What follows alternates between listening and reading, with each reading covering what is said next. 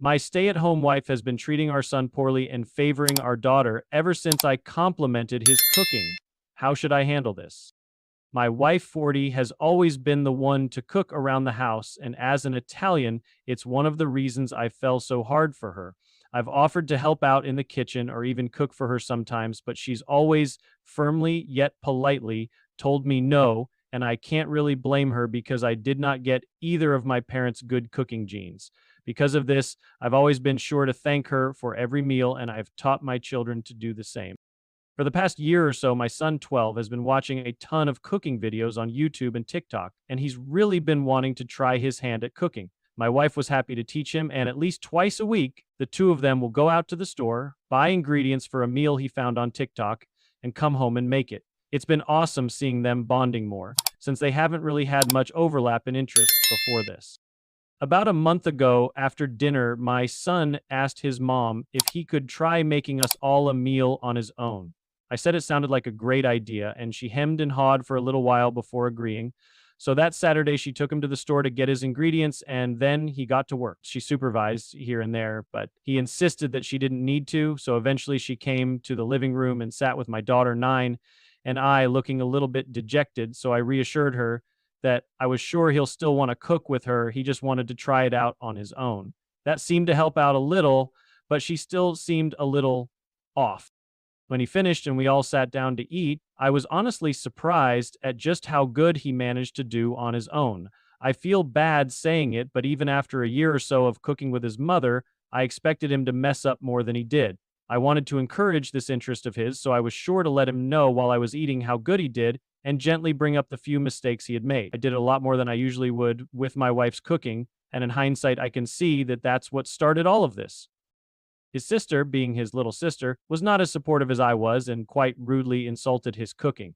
I was going to tell her to mind her manners and be thankful that he cooked for us when my wife made a sound and pushed her plate away, before agreeing and saying that it was too salty and overcooked.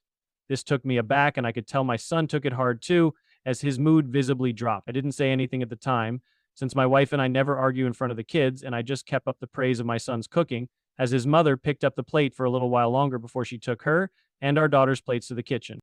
A little while later, I went to check on my son, and I could tell that he had been crying, so I comforted him, told him I was sure his mother loved the food and that she was probably just having a bad day, not to take it personally.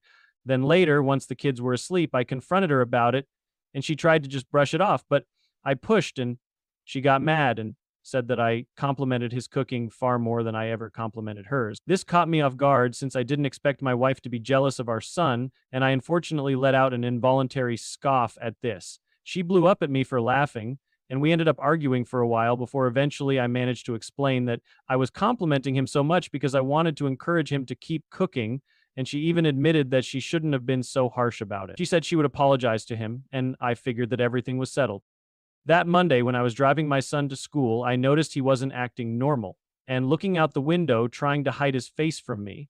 I asked him what was wrong, and he told me he was fine, but I could tell he was fighting back tears. So I asked him again, and he broke and told me that after I had left to get the car started, she told him that she was going to be cooking alone again from now on. I was furious about this, but kept my cool and told him I would talk to her about it, bought him a snack from the store before dropping him off at school. I left work early so I could get home before the kids and talk to my wife. I'll admit I didn't handle it as well as I could have, and we ended up in a shouting match where I was calling her childish for being so vindictive towards our son because she was upset with me, and she called him a baby and said he shouldn't be so sad about not being allowed to cook since it wasn't a man's job to do so anyway. We ended up leaving each other alone to cool down, and when our kids got home, my wife took our daughter out and came back later with a load of toys and clothes for her.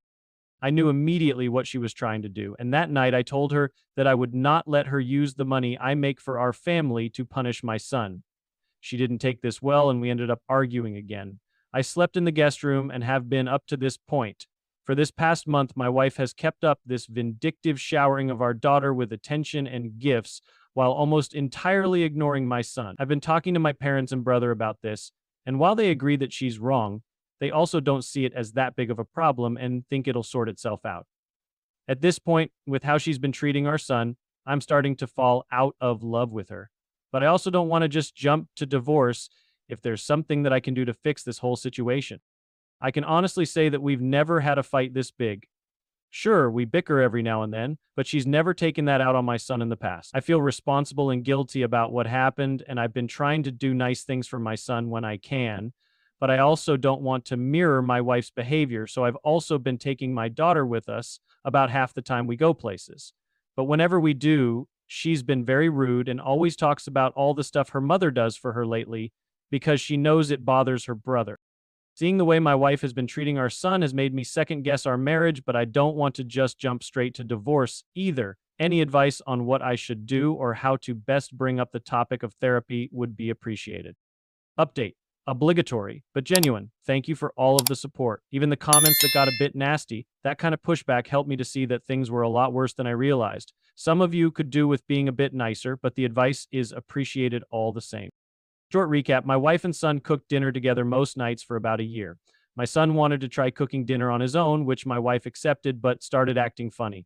She ended up rudely criticizing his meal. Then the next day, she told him that she would do the cooking on her own from then on. And after I confronted her about this, she started neglecting/emotionally abusing him while shoveling positivity onto our daughter.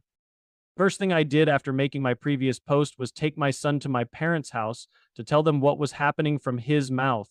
I figured they may be more receptive to seeing the pain their grandson was going through and not just write it off like they had with me. They ended up understanding and supportive of my next move, which was kicking my wife out till she worked through whatever problem she was going through. Next, I went to a lawyer and consulted with him. He told me it would be best to have the papers ready to go, even if I wasn't sure I wanted the divorce yet, because it's better to get it done as quick as possible if I decided to go through with it, because in Canada, you have to separate for a year or prove abuse or adultery. I took the kids to my folks' house the next Saturday and came back with my mother. I let her talk with my wife first. Then when they were done, I told her that I needed her to leave the house until she sorted out whatever was causing her to act this way to our son. She surprisingly agreed to this. I'm guessing hearing things from my mother knocked some sense into her, as they were always quite close. I told her that my parents were willing to let her stay there during the time because her parents lived too far away, or I could put her up in a nearby motel. I would also pay for her to see a therapist every week, which I told her was mandatory for fixing things. Our kids spent the night with my parents and we moved her out the next day.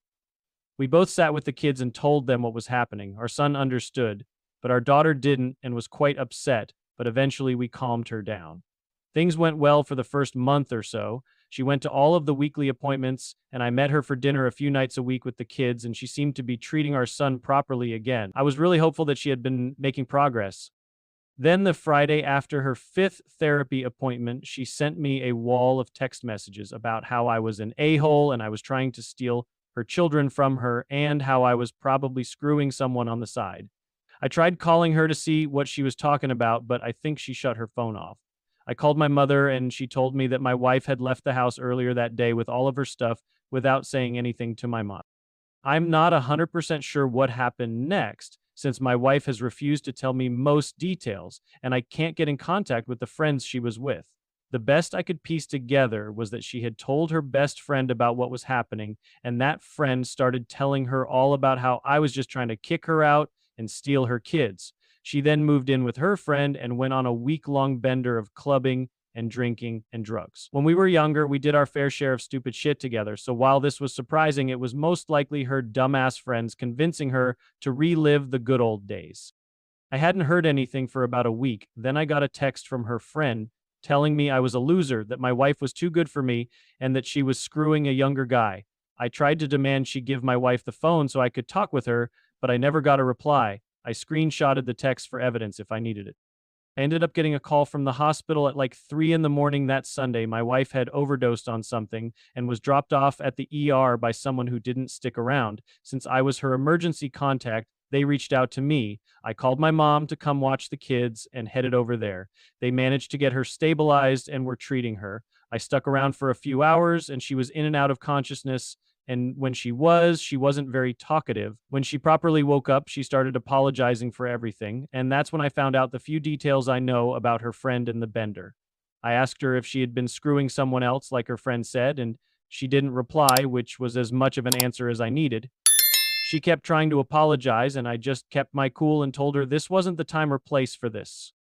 We ended up leaving at about 8 a.m. the next day. I got her back to my parents' place, got her into bed, and just before I left, I put the papers on the table beside the bed and told her that I expected her to sign them within a week and that I had proof she cheated on me during her bender.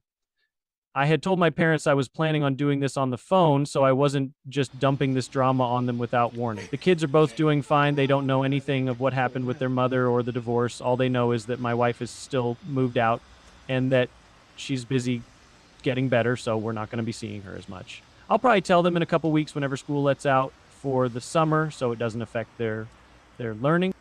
Over the next couple weeks, I've gotten countless calls from her, ranging from begging for a second chance to screaming at me that she hated me and was going to make my life hell, going back and forth every other day.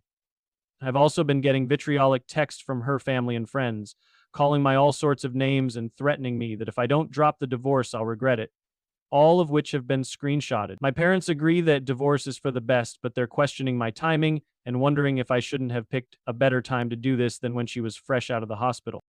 I'm 100% sure I want her out of my life, and I plan on going for full custody of my children, as I don't want them around my wife if this behavior is what she's willing to stoop to. And while I do want it done as soon as possible, I'm wondering if I should take back the papers and tell her I've changed my mind, at least until she's a bit more stable. Edit 2 ads. I saw comments suggesting I take my kids to therapy to explain the situation to them. I have a session set up with a therapist in a week. Just wanted to wait a tiny bit longer for their school to be as finished as possible. I forgot to include it when I first typed everything out.